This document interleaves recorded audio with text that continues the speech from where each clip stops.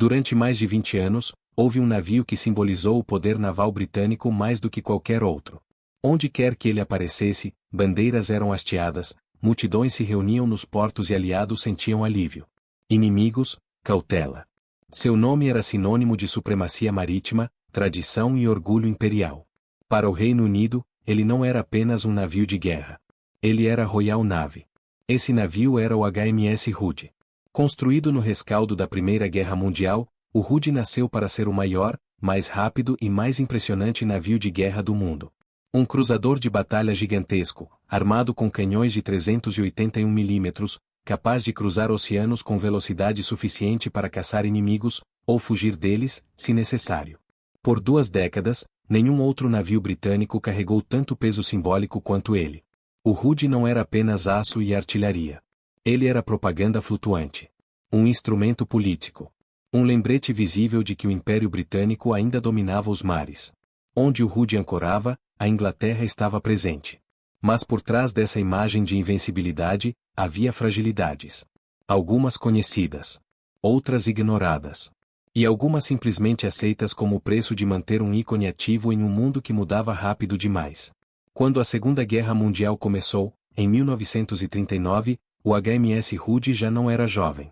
A tecnologia naval havia avançado. A artilharia tornara-se mais precisa. As munições, mais destrutivas. A aviação começava a transformar a guerra no mar. Ainda assim, o Hood continuava sendo enviado para as missões mais importantes. Não apenas por sua capacidade militar, mas porque sua presença carregava um efeito psicológico impossível de substituir. Tripular o Hood era uma honra. Para muitos marinheiros, servir naquele navio era o auge de uma carreira. O navio reunia oficiais experientes, jovens recrutas e veteranos que haviam passado a vida inteira no mar. A bordo, havia disciplina rígida, orgulho constante e a sensação de fazer parte de algo maior do que qualquer indivíduo. Nos primeiros anos da guerra, o Hood patrulhou o Atlântico Norte, escoltou comboios vitais e participou de caçadas a navios de guerra alemães. Sua missão principal era clara: proteger as rotas marítimas britânicas e enfrentar qualquer ameaça de superfície que ousasse desafiar a Royal Navy. Entre essas ameaças, uma se destacava acima de todas. A Alemanha nazista havia lançado ao mar um novo tipo de adversário. Um encouraçado moderno, fortemente blindado, armado com canhões devastadores e projetado para enfrentar qualquer oponente britânico em igualdade ou superioridade. Seu nome começaria a circular com preocupação crescente nos relatórios da Marinha Real. Quando esse navio finalmente deixou o porto, ficou claro que o confronto seria inevitável. O HMS Hood recebeu ordens para interceptá-lo. Não havia escolha. Não havia alternativa diplomática. O orgulho da Inglaterra precisava enfrentar o novo símbolo do poder naval alemão. Para Londres, permitir que esse inimigo operasse livremente no Atlântico seria inaceitável. Para os homens a bordo do Hood, a missão era clara e carregada de significado. O que ninguém sabia, naquela altura, era que toda a história do HMS Hood, décadas de serviço, prestígio e confiança, estava prestes a ser reduzida a 3 minutos de combate. 3 minutos que chocariam o mundo. 3 minutos que mudariam a percepção da guerra naval. 3 minutos que transformariam o orgulho da Inglaterra em uma tragédia nacional. E para entender como isso foi possível, precisamos agora voltar ao início, à concepção do Hood, as escolhas feitas em sua construção e as decisões que, anos depois, cobrariam um preço impossível de ignorar. É aí que essa história realmente começa. O HMS Hood nasceu de uma urgência. Durante a Primeira Guerra Mundial, a Royal Navy percebeu que precisava de navios capazes de combinar velocidade e poder de fogo, algo que os encouraçados tradicionais não ofereciam plenamente. A resposta foi o conceito do cruzador de batalha, grande, rápido, armado como um encouraçado, mas com sacrifícios na proteção. Quando a quilha do Hood foi assentada, em 1916, ele já carregava expectativas descomunais. Não seria apenas mais um navio. Seria o navio. O maior já construído para a Marinha Real até então. Sua simples existência deveria dissuadir adversários e tranquilizar aliados. O problema é que ele nasceu em um momento de transição. A guerra naval estava mudando mais rápido do que os estaleiros conseguiam acompanhar. Lições duras haviam sido aprendidas na Batalha da Jutlândia, onde cruzadores de batalha britânicos explodiram de forma catastrófica após impactos em seus paióis. O Hood incorporou algumas dessas lições, com melhorias em blindagem comparado aos seus predecessores, mas não o suficiente para transformá-lo em um encouraçado completo. Ele era, em essência, um compromisso. O Hood possuía uma blindagem lateral respeitável para seu tempo, projetada para enfrentar tiros diretos em trajetórias relativamente planas. O problema estava acima. Sua blindagem de convés, responsável por proteger contra projéteis que caíam em ângulo acentuado a longas distâncias, era limitada. No início dos anos 1920, isso parecia aceitável. Nos anos 1930, tornava-se preocupante. Em 1941, era potencialmente fatal. Ainda assim, o Hood seguiu em serviço ativo praticamente sem interrupções. Diferente de outros grandes navios, ele nunca passou por uma modernização completa. Planos existiram. Relatórios alertaram. Oficiais sabiam que o navio precisava de reforços significativos, especialmente no convés. Mas a realidade estratégica se impunha. A Royal Navy não podia abrir mão do seu maior símbolo. Durante o período entre guerras, o Hood cruzou o mundo. Visitou colônias, participou de desfiles navais, recebeu chefes de Estado. Era uma demonstração flutuante de poder imperial. Para o público britânico, o navio parecia eterno. Para muitos marinheiros, servir a bordo era motivo de orgulho absoluto. Quando a Segunda Guerra Mundial começou, o Hood foi imediatamente lançado nas missões mais críticas.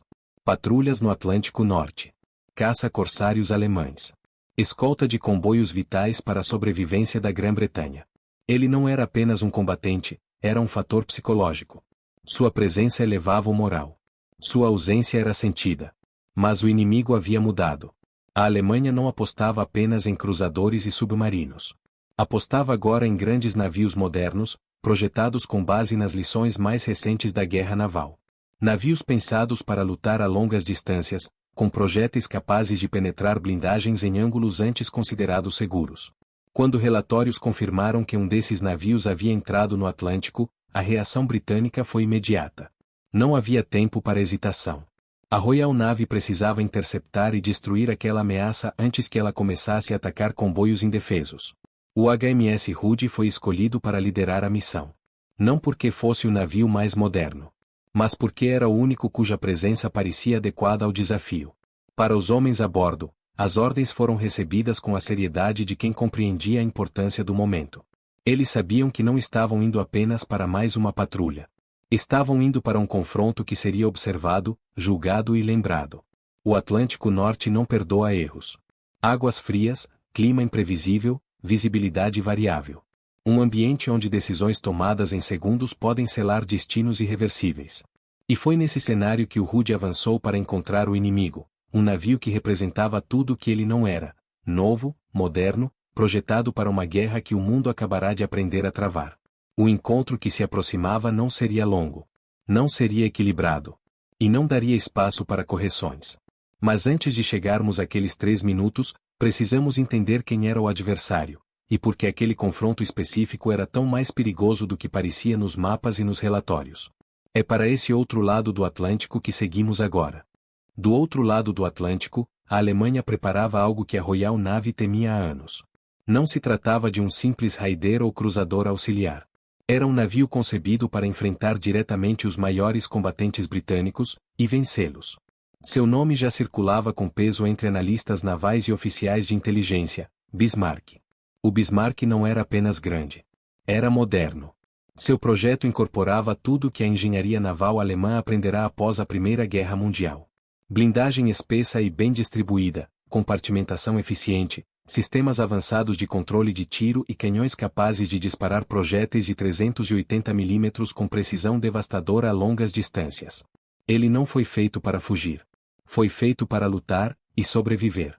A missão alemã, batizada de Operação Reino Boom, tinha um objetivo claro: romper para o Atlântico e atacar as rotas de suprimento britânicas. Em 1941, o Reino Unido dependia desesperadamente de comboios marítimos para continuar a guerra. Afundar navios mercantes era uma forma lenta, mas eficaz, de estrangular a nação. Um navio como o Bismarck, operando livremente, poderia causar danos imensos. Acompanhado pelo cruzador pesado Prinz Eugen, o Bismarck deixou o Báltico em maio de 1941. Desde o primeiro momento, foi seguido com atenção febril pelos britânicos. Aviões de reconhecimento, interceptações de rádio, relatórios fragmentados. A Royal Navy sabia que aquele não era um adversário comum. E sabia que precisava agir rápido. A resposta britânica foi imediata e abrangente. Praticamente tudo que podia flutuar foi mobilizado para localizar e interceptar a força alemã. Entre esses navios estava o HMS Hood, acompanhado pelo encouraçado Prince of Wales. A escolha era lógica no papel, combinar a velocidade e o prestígio do Hood com o poder de fogo de um navio mais moderno. Mas havia um problema estrutural nessa decisão. O Hood, apesar de seu tamanho e armamento, não era um encouraçado moderno. Sua blindagem de convés continuava vulnerável a tiros em trajetória descendente, exatamente o tipo de combate esperado em longas distâncias no Atlântico Norte.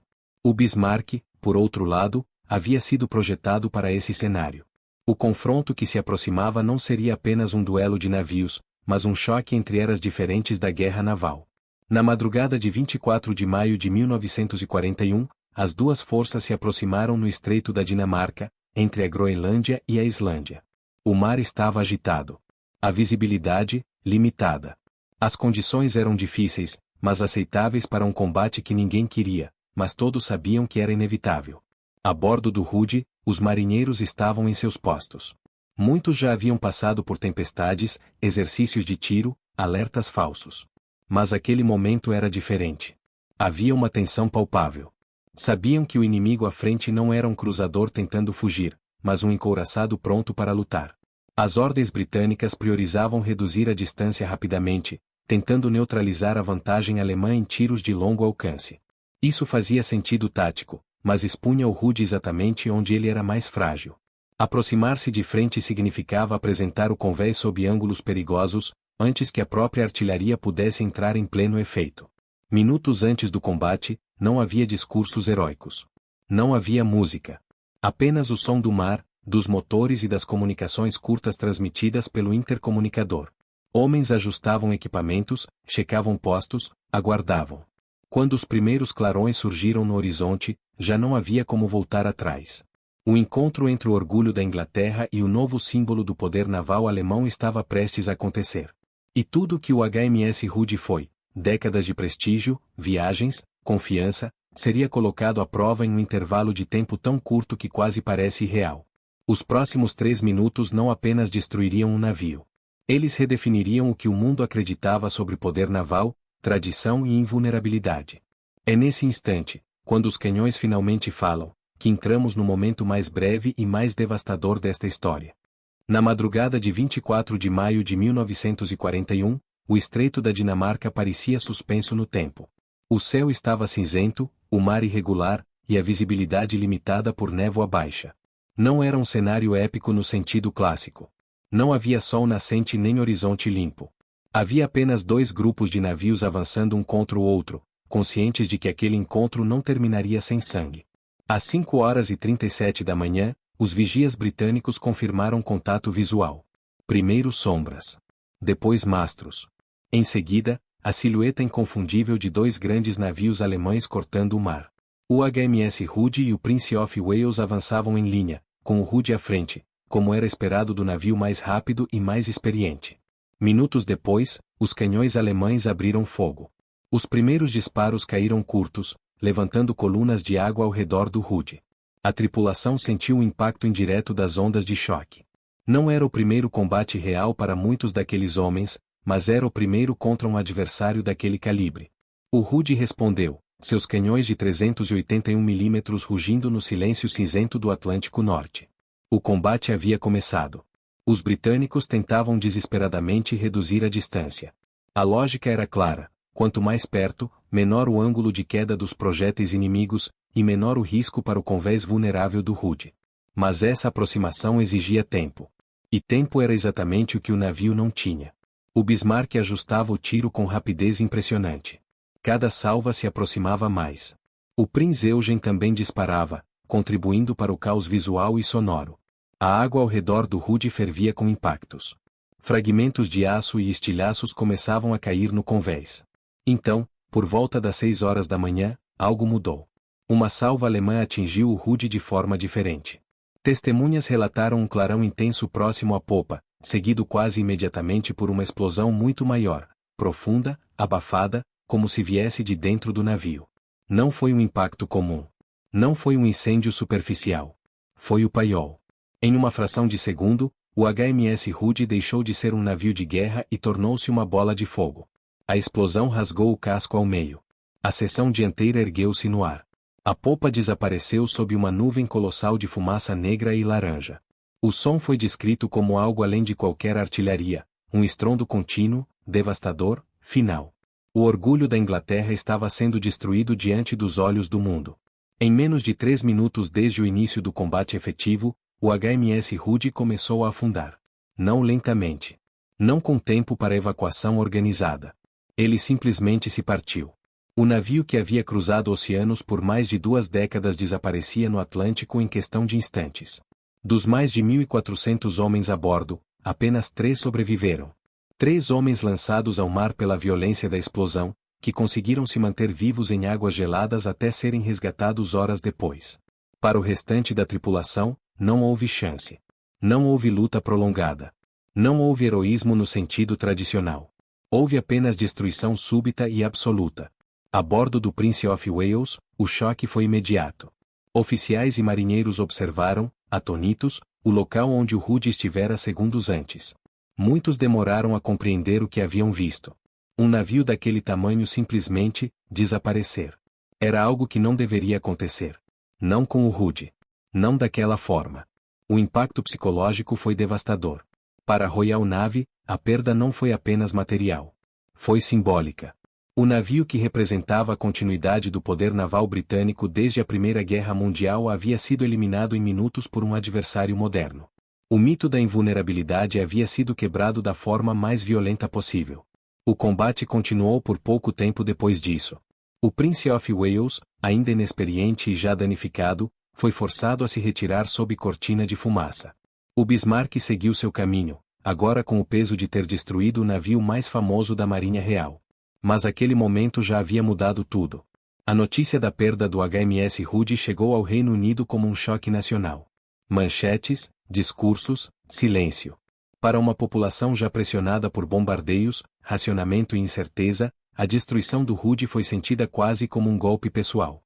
Era prova brutal de que ninguém, nem mesmo os símbolos mais poderosos, estava a salvo. E, ao mesmo tempo, foi um chamado à vingança. A Royal Navy não permitiria que o Bismarck escapasse impune. A partir daquele instante, a caçada se tornaria implacável. Cada navio disponível seria lançado ao mar. Cada rota seria vigiada. Não se tratava mais apenas de estratégia. Tratava-se de honra, moral e resposta. Mas antes de acompanharmos essa perseguição desesperada, é preciso parar por um momento. Parar para entender o que realmente aconteceu com o HMS Hood. Por que ele explodiu daquela forma? Porque um único impacto foi suficiente. E o que essa tragédia revelou sobre os limites da tradição em uma guerra que já havia mudado? É isso que precisamos examinar agora, com calma, porque os 3 minutos que destruíram o Hood continuam ecoando muito além daquele amanhecer cinzento no Atlântico Norte. Durante muito tempo, a destruição do HMS Hood foi envolta em choque, silêncio e pergunta sem resposta imediata. Como um navio daquele porte, orgulho de uma nação inteira, pôde ser eliminado tão rapidamente? A explosão foi tão súbita que, por anos, até mesmo dentro da Royal Navy, houve dificuldade em aceitar a explicação mais simples. O Hood havia sido vítima de suas próprias limitações estruturais, expostas no pior momento possível. As investigações iniciadas após a batalha apontaram para um cenário cada vez mais consistente. Um projétil alemão, disparado pelo Bismarck, atingiu o Hood em um ângulo descendente, típico de combates a médias e longas distâncias. Esse projétil não precisava atravessar a blindagem lateral mais espessa do navio. Bastava penetrar o convés, onde a proteção era significativamente mais fraca. Tudo indica que foi exatamente isso que aconteceu. O projétil atravessou o convés traseiro do Hood e alcançou um dos paióis de munição, onde grandes quantidades de pólvora estavam armazenadas para alimentar os canhões principais. O resultado não foi apenas uma explosão local. Foi uma detonação em cadeia, rápida demais para qualquer contenção humana ou estrutural. Em termos práticos, o navio foi destruído de dentro para fora. Essa vulnerabilidade não era desconhecida. Desde os anos 1920, relatórios internos da Royal Navy já apontavam a necessidade urgente de modernizar o Hood, especialmente reforçando sua blindagem horizontal. Planos chegaram a ser elaborados para uma grande reconstrução, semelhante à realizada em outros navios da frota. Mas esses planos foram constantemente adiados. Primeiro por restrições orçamentárias. Depois por tratados navais. Por fim, pela própria guerra. O Hood era grande demais para ficar parado em doca seca por anos. Ele era necessário. Visível. Útil como símbolo. E assim, continuou navegando com uma proteção que fazia sentido em 1918, mas não em 1941. A tragédia do Estreito da Dinamarca deixou isso claro de forma brutal. Para a Royal Navy, o impacto foi duplo. Havia o luto imediato por mais de 1.400 homens perdidos quase instantaneamente. Mas havia também a constatação estratégica de que a era dos grandes ícones navais intocáveis havia acabado. Tradição, reputação e história não ofereciam proteção contra projéteis modernos disparados com precisão científica. A resposta britânica ao afundamento do Hood foi imediata e visceral. O almirantado emitiu ordens claras. O Bismarck precisava ser destruído. Não apenas para proteger os comboios. Não apenas por cálculo militar. Mas porque a perda do Hood havia se tornado uma questão de moral nacional. A partir daquele momento, a perseguição ao Bismarck deixou de ser uma operação naval comum. Tornou-se uma caçada. Navios foram redirecionados. Porta-aviões, cruzadores e encouraçados convergiram para o Atlântico Norte. A Royal Navy não podia permitir que o navio responsável pela destruição do Hood escapasse. Enquanto isso, o local do naufrágio do Hood permanecia silencioso. Em poucos minutos, o mar havia se fechado sobre os destroços. Não houve tempo para resgates em massa. Não houve corpos recuperados em número significativo. A maioria da tripulação desapareceu com o navio, em águas geladas e profundas. Décadas depois, quando os destroços do HMS Hood foram finalmente localizados no fundo do Atlântico, a extensão da destruição confirmou o que os relatos já sugeriam. O navio estava partido. A seção dianteira separada da popa. Evidência física de uma explosão interna colossal. Não restava dúvida, o Hood não havia perdido uma batalha. Ele havia sido aniquilado. Essa constatação mudou para sempre a forma como a Royal Navy, e o mundo, enxergava seus próprios símbolos. O Hood deixou de ser apenas um navio perdido em combate. Tornou-se um alerta permanente sobre os perigos de confiar demais no passado em uma guerra que evoluía rápido demais. E ainda assim, sua história não terminou naquele amanhecer cinzento. Porque o HMS Hood não vive apenas na forma como foi destruído, mas também na forma como foi lembrado. No impacto que causou. Nas decisões que forçou. E no vazio simbólico que deixou no coração de uma nação marítima. Para entender esse legado final, e como 3 minutos ecoaram por toda a guerra, precisamos agora olhar para o depois. Para o luto. Para a resposta britânica. E para a maneira como o mundo passou a encarar o poder naval após a perda do orgulho da Inglaterra. É para esse último movimento da história que seguimos agora. A notícia da destruição do HMS Hood chegou ao Reino Unido como um golpe físico. Não foi apenas mais um comunicado de guerra. Foi um choque nacional. Em poucas horas, a informação correu por Londres, pelos portos, pelas cidades industriais e pelas vilas costeiras. O navio que simbolizava a permanência do poder britânico nos mares havia desaparecido em 3 minutos, levando consigo quase toda a tripulação. Os jornais foram cautelosos no início. Muitos títulos falavam em perda grave antes de confirmar a dimensão real da tragédia. Quando os números se tornaram públicos, o impacto foi ainda maior. Mais de 1.400 homens mortos. Apenas 3 sobreviventes. Para uma nação já sob bombardeios constantes da Luftwaffe, aquilo foi sentido como mais uma prova de que a guerra não pouparia nada nem ninguém.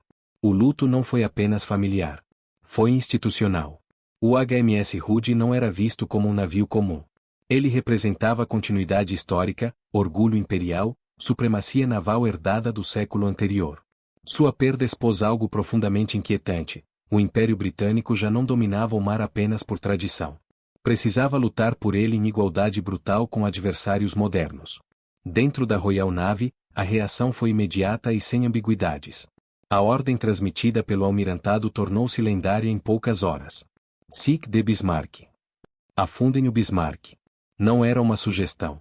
Era uma prioridade absoluta. A partir daquele momento, praticamente toda a frota disponível no Atlântico Norte foi mobilizada. Navios mudaram de rota. Missões secundárias foram canceladas.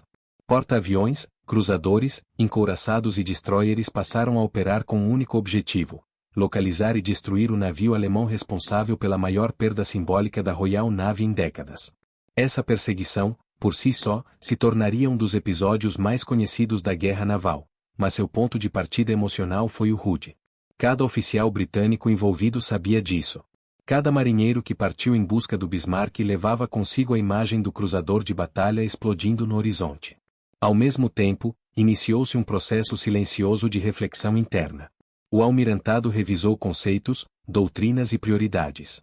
A destruição do Hood deixou claro que blindagem de convés, proteção contra tiros em ângulo descendente e modernização constante não eram luxos, eram questões de sobrevivência. O mito do navio grande demais para cair rápido havia morrido junto com o Hood. Para as famílias dos tripulantes, o luto teve uma dimensão ainda mais cruel. Não houve corpos para velórios. Não houve despedidas tradicionais. Em muitos casos, apenas telegramas formais, secos, confirmando a morte em ação. O mar havia engolido tudo. Pais, esposas e filhos tiveram de aprender a viver com a ausência absoluta, sem túmulo, sem restos mortais, apenas com o nome gravado em memoriais. Esses memoriais começaram a surgir pouco depois. Portos, igrejas, praças. O HMS Hood passou a ser lembrado não apenas como um navio perdido, mas como um sacrifício coletivo. Um aviso gravado em aço e água salgada sobre o custo real da guerra moderna. E, ironicamente, foi essa perda que acelerou mudanças profundas na Royal Navy.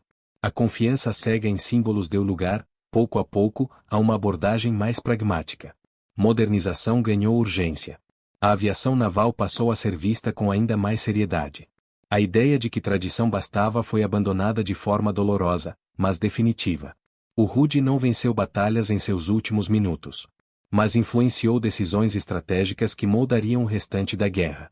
E enquanto o Reino Unido chorava seus mortos, no Atlântico Norte, o Bismarck ainda navegava. Danificado, sim, mas livre. Por alguns dias, carregou consigo o peso de ter destruído o navio mais famoso da Marinha Real. Esses dias seriam contados. A caçada estava em andamento. E ela não terminaria sem consequências.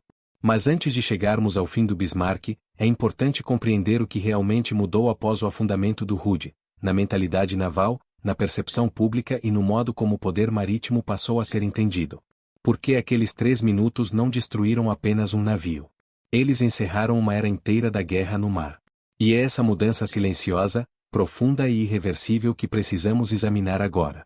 A destruição do HMS Hood marcou um ponto de ruptura que vai muito além da caçada ao Bismarck. Ela expôs, de forma cruel e pública, algo que muitos estrategistas já suspeitavam, mas poucos ousavam afirmar abertamente: a guerra naval havia mudado de natureza, e os símbolos do passado já não garantiam sobrevivência no presente.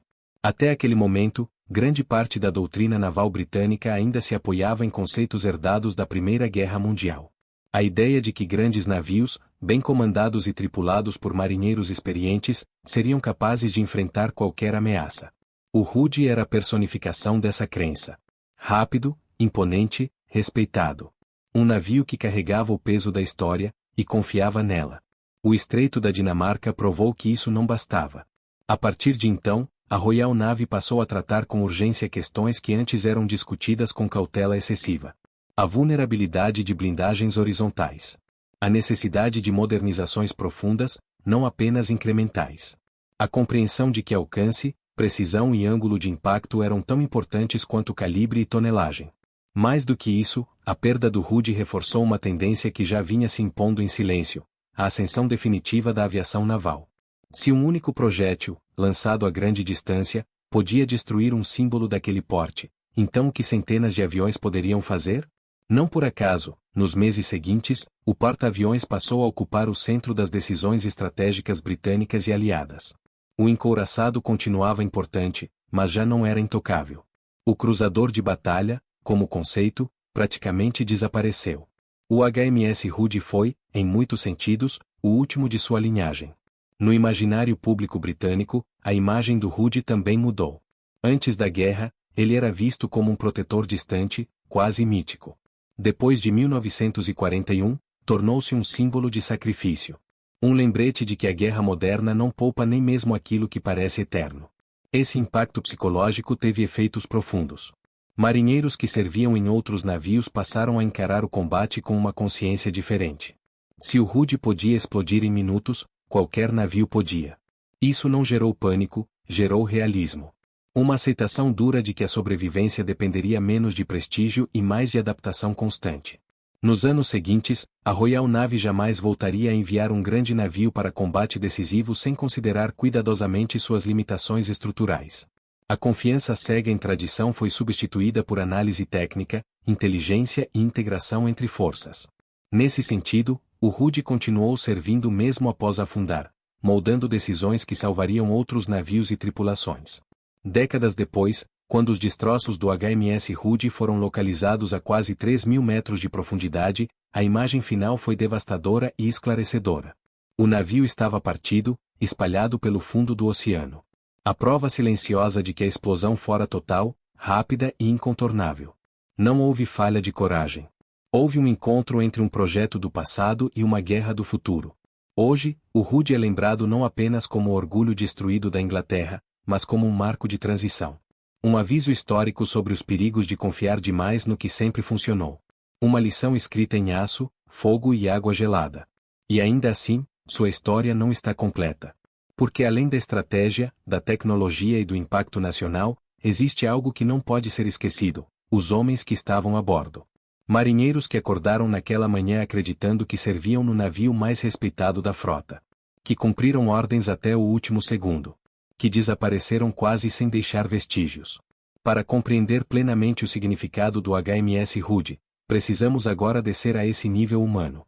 Olhar além dos mapas e relatórios. Entender o que significava servir naquele navio, e o que sua perda representou para aqueles que ficaram para trás. É nesse silêncio deixado pelos 1.400 homens do Hood. O HMS Hood afundou rápido demais para que houvesse histórias individuais de último heroísmo. Não houve tempo para evacuação organizada, para mensagens finais, para escolhas conscientes. A maioria dos homens a bordo morreu sem sequer compreender o que estava acontecendo. E é justamente por isso que o impacto humano da perda do Hood foi tão profundo, porque ele não deixou narrativas claras de despedida, apenas um vazio abrupto. A bordo estavam mais de 1.400 homens. Oficiais experientes, marinheiros veteranos, jovens em sua primeira grande missão. Alguns haviam passado anos no Hood. Outros haviam embarcado recentemente, atraídos pelo prestígio de servir no navio mais famoso da frota. Para todos eles, aquela manhã começou como tantas outras no Atlântico Norte: frio, cinzento, rotineiro. Em menos de 3 minutos, tudo terminou. Quando o navio explodiu, não houve tempo para gritos organizados, para corridas pelo convés ou tentativas desesperadas de fuga em massa. A detonação do paiol foi instantânea e absoluta. Muitos homens morreram no mesmo segundo em que perceberam o impacto. Outros foram lançados ao mar pela violência da explosão, apenas para enfrentar água gelada, óleo em chamas e destroços caindo ao redor. Apenas 3 sobreviveram. 3 homens entre mais de 1.400. Um número tão desproporcional que, por si só, tornou-se um símbolo da violência daquele momento. Esses sobreviventes não falaram de heroísmo. Falaram de confusão, de frio extremo, de silêncio após a explosão. Falaram de olhar ao redor e não ver mais o navio onde haviam servido. Para as famílias, a perda foi especialmente cruel. Diferente de outras batalhas navais, onde corpos às vezes eram recuperados, o Hood desapareceu quase por completo. O mar não devolveu seus mortos. Para pais, esposas e filhos, não houve funeral tradicional, não houve sepultura concreta. Apenas nomes gravados em memoriais, e a certeza de que seus entes queridos haviam sido engolidos pelo Atlântico. Ao longo do Reino Unido, o impacto foi sentido de forma íntima. Em muitas cidades portuárias, havia alguém que servia no Hood. Um vizinho. Um primo. Um colega de escola. O navio era grande demais para ser distante. Sua tripulação representava um recorte amplo da sociedade britânica. É por isso que o luto foi coletivo. O HMS Hood deixou de ser apenas um navio destruído em combate e passou a ser lembrado como uma perda humana em escala nacional.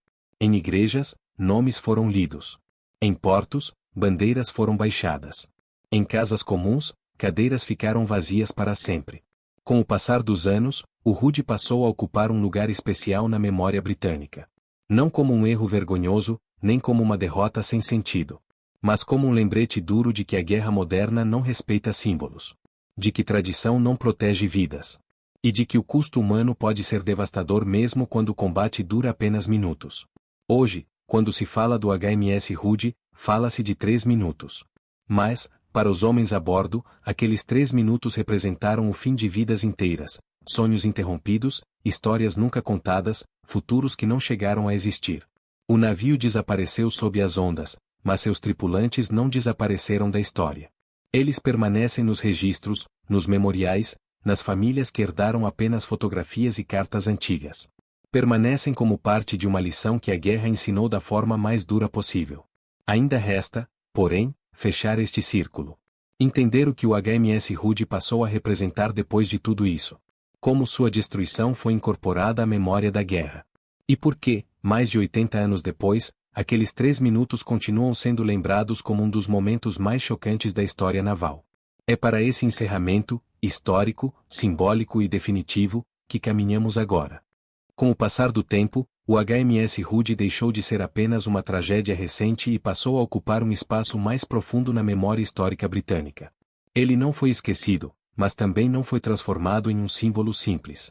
O Rude tornou-se algo mais complexo, um ponto de inflexão, um aviso permanente sobre os limites do poder naval quando tradição e realidade entram em choque. Durante décadas, o local exato do naufrágio permaneceu desconhecido. O Atlântico Norte guardou o navio em silêncio, a quase 3.000 metros de profundidade. Para muitos familiares, essa ausência física prolongou o luto. O Rude não tinha túmulo visível. O mar era tudo que restava. Somente em 2001, mais de 60 anos após a batalha, os destroços do navio foram finalmente localizados. O que as imagens revelaram confirmou, de forma definitiva, aquilo que os relatos já sugeriam: o HMS Rude estava partido em 2. A seção dianteira e a popa separadas por centenas de metros. Nenhum sinal de incêndio prolongado. Nenhuma evidência de luta interna após a explosão. Apenas destruição instantânea. Essas imagens encerraram décadas de especulação. Não houve falha de comando. Não houve colapso moral da tripulação. O Rude foi vítima de uma combinação fatal. Um projeto concebido para outra era, enfrentando um adversário moderno em condições que exploraram sua maior fraqueza. A Royal Navy reconheceu isso oficialmente com o passar dos anos. O Rude passou a ser lembrado não como um erro vergonhoso, mas como uma lição paga com vidas humanas. Uma lição que influenciou profundamente o desenvolvimento naval britânico e aliado durante o restante da guerra e no pós-guerra. Nenhum outro grande navio britânico foi enviado ao combate decisivo sem modernizações adequadas depois disso. A proteção de paióis, a compartimentação interna e a blindagem de convés tornaram-se prioridades absolutas. Em silêncio, o Rude continuava salvando vidas. Na cultura naval britânica, seu nome ganhou um peso especial. Não é pronunciado com leveza. Não é tratado apenas como um navio famoso. O HMS Rude é lembrado como algo que não deveria ter acontecido novamente. Um aviso permanente contra a complacência tecnológica e o excesso de confiança em símbolos. E, talvez mais importante, o Rude permanece como um memorial humano. Os mais de 1.400 homens que morreram naquela manhã não foram lembrados como vítimas passivas. Foram marinheiros que cumpriram ordens, confiaram em seu navio e enfrentaram o inimigo sem hesitação. Eles não falharam. O mundo ao redor deles havia mudado rápido demais. Hoje, quando historiadores falam do HMS Rude, não falam apenas de um cruzador de batalha. Falam do fim de uma era da guerra naval. Do momento em que ficou claro que tamanho, prestígio e tradição já não bastavam. Do instante em que o século XX mostrou sua face mais impessoal e brutal. E é por isso que aqueles 3 minutos continuam ecoando. Não apenas como uma explosão no Atlântico Norte. Mas como um marco histórico. Como um trauma nacional. Como um lembrete de que a guerra moderna não concede tempo para correções. O HMS Rude vive agora apenas na memória, nos registros, nos nomes gravados em pedra. Mas enquanto sua história for contada com fidelidade, enquanto lembrarmos que ele foi destruído não por covardia, mas por obsolescência diante de um mundo em transformação, ele continuará cumprindo sua última missão. Advertir. Ensinar. E lembrar. E quando você ouvir que o orgulho da Inglaterra foi destruído em apenas 3 minutos, saiba que esses 3 minutos continuam ensinando lições até hoje. Mesmo após todas as investigações, memoriais e análises técnicas, algo sobre o HMS Rude nunca pôde ser completamente encerrado. Porque, diferente de muitas outras perdas da guerra, sua destruição foi rápida demais para ser processada no momento. O choque veio depois.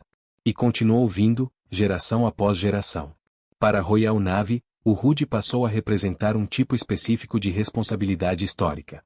Ele lembrava que decisões tomadas em tempos de paz, atrasar modernizações, confiar em projetos antigos, manter símbolos ativos por razões políticas, podem cobrar preços altíssimos quando a guerra chega de verdade.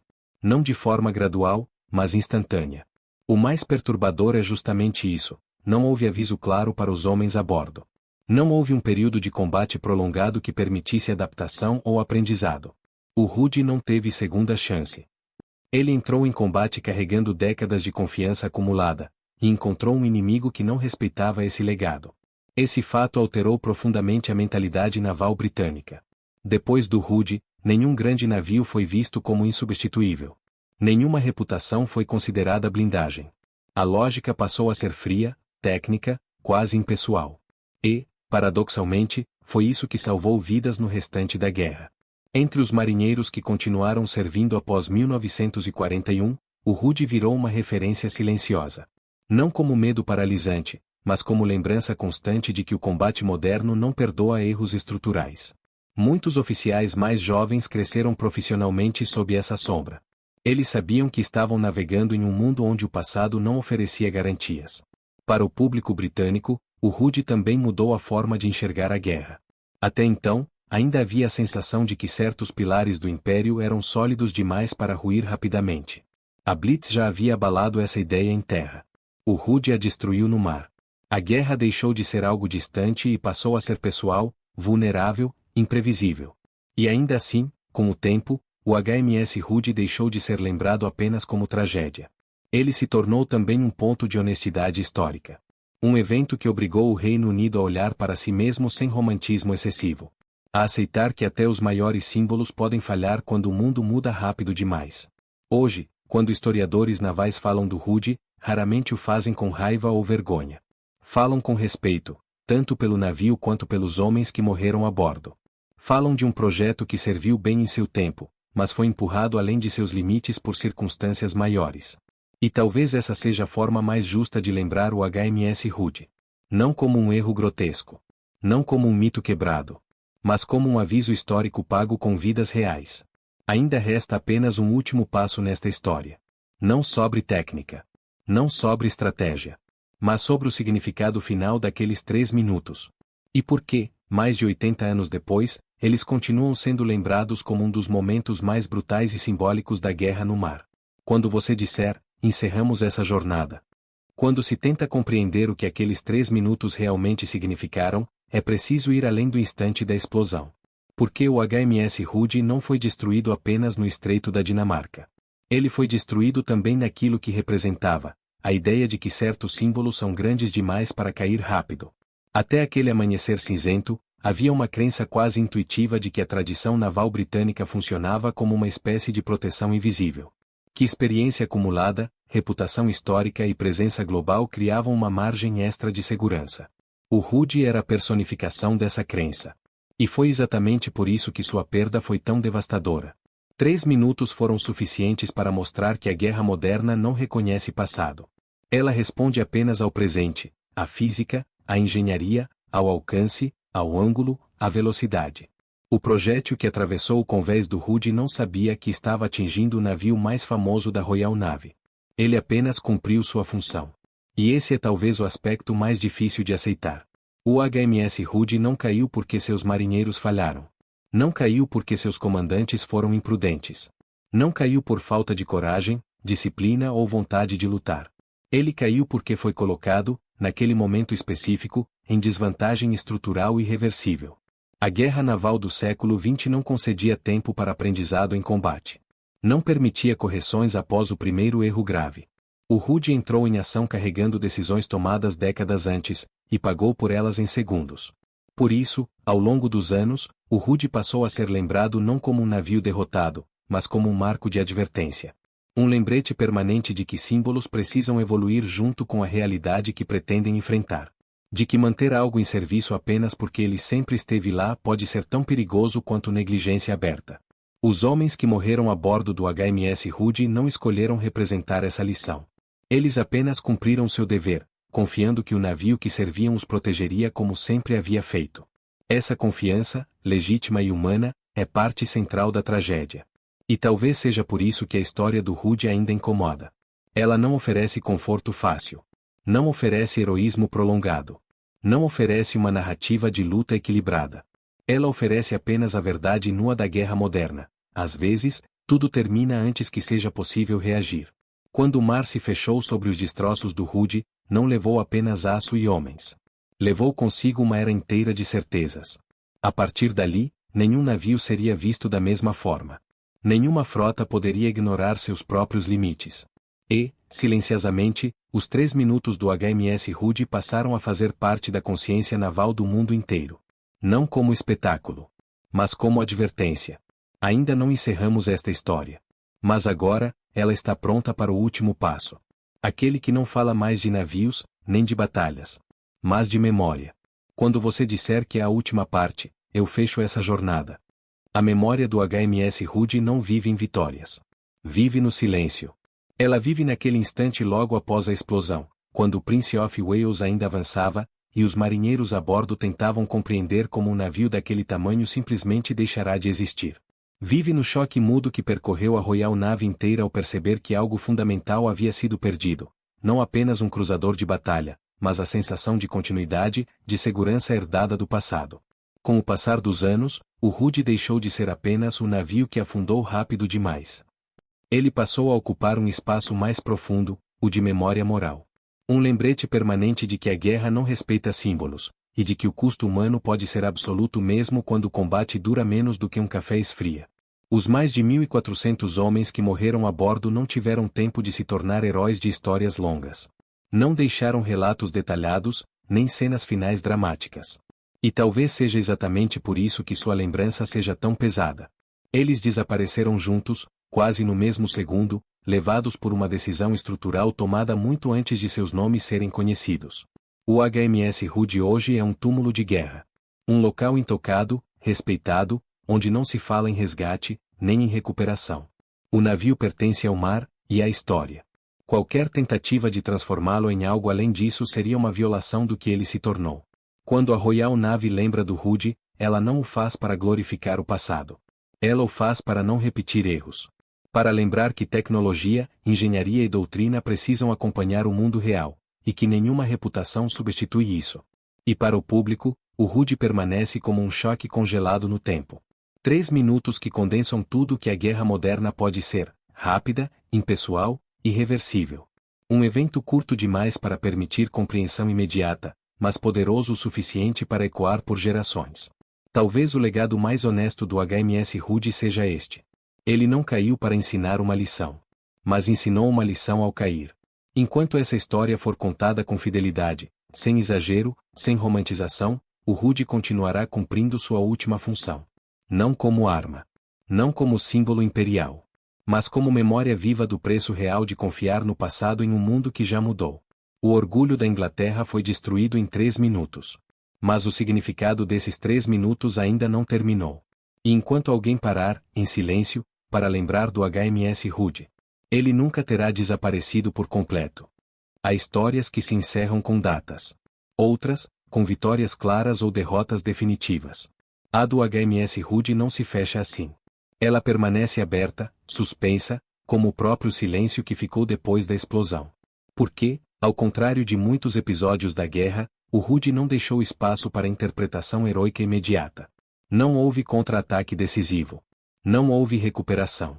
Não houve tempo para que a narrativa fosse moldada no calor da ação. O que restou foi apenas a realidade nua, um navio lendário destruído quase instantaneamente, levando consigo praticamente todos os homens a bordo. Esse fato isolado passou a exercer uma influência estranha e duradoura sobre a memória naval britânica. O Rude tornou-se uma referência silenciosa em academias, salas de planejamento e conversas entre oficiais. Sempre que alguém falava em confiança excessiva, em tradição não revisada, em adiamentos perigosos, o nome Rude surgia, às vezes explicitamente, muitas vezes apenas implícito. Ele passou a representar o limite invisível entre respeito ao passado e dependência cega dele. Para as famílias dos tripulantes, porém, a história nunca foi abstrata. Ela permaneceu concreta, diária. Uma ausência permanente. Muitos cresceram ouvindo que o pai, o irmão ou o avô servia no Rude. E essa frase, curta e simples, carregava tudo: orgulho, dor e uma pergunta sem resposta: como algo assim pôde acontecer tão rápido? Ao longo dos anos, cerimônias continuaram sendo realizadas. Não para reabrir feridas, mas para manter viva a lembrança.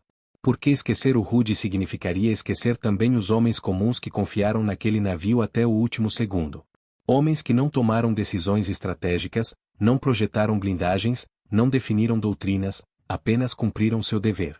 E talvez seja essa a camada mais dura da história. O HMS Rude não falhou como tripulação. Não falhou como disciplina. Não falhou como coragem. Ele falhou como símbolo mantido além do seu tempo. Hoje, quando olhamos para trás, é fácil apontar o que deveria ter sido feito.